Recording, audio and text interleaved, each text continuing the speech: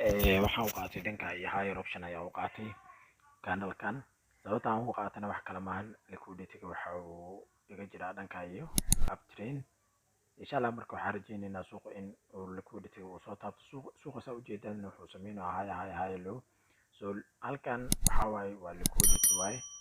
liquidity-ga ku nasanaya halkan so marka waxaan rajaynaynaa in buyers badan ay suuqan soo geli doonaan daqiiqadaha soo socda insha Allah haddii ilaahay ka noqdo so halkan waxaan dhahnay liquidity resting here liquidity-ga halkan ayuu ku nasanayaa so lacagtan waa lacagta meeshan lagu celin doono halkan ayaa lagu celin doonaa insha Allah high halkan kadib suuqa jahadiisa uu bedelmi doonaa insha Allah ama sellers ay soo geli doonaan ama sidoo kale intood buyerska higher-kooda ayay kusii socon doonaan insha Allah daqiiqadaha soo socda sida ujeednaan halkan waxa waaye strong green candle sidoo kale intood rejection kan waxa uu buuxinaya void ayuu buuxinaya rejection kan suuqa haddii aad ku aragtay liquidity loo dhow yahay it means waxa waaye suuqan way jabsan doonaan buyerska haddii aysan imaanin wax news ah ama wax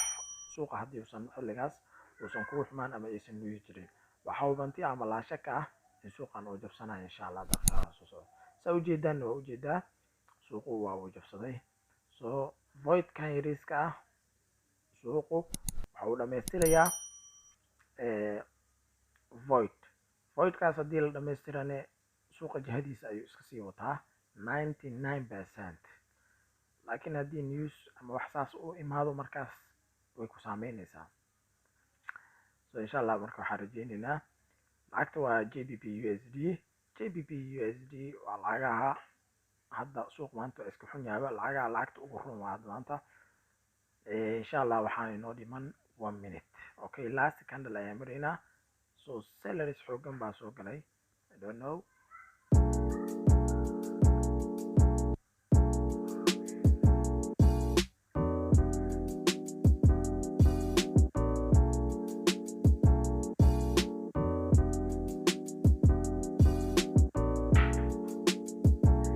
wow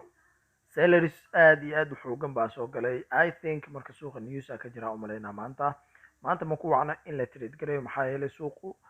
haddii aad fiirisid baa euro USD iyo lacagahaas oo dhanba USD lacagahay la socoto dhan news ka jiraan filaya marka I don't think in aan faa'iidi doono trade-kan maxaa yeelay strong red candle ayaa imaaday so markuu suuq sidaan uu sameeyo ma fiicno in la trade gareeyo meeshaad iskaga sin insha Allah marka waxaan ku rajeynaa horumar iyo baraare I think waxaan filayaa inaa wax una ka faa'iidaan so janaalka la gareeyo sidoo kale intood muuqaalkan subscribe gareeya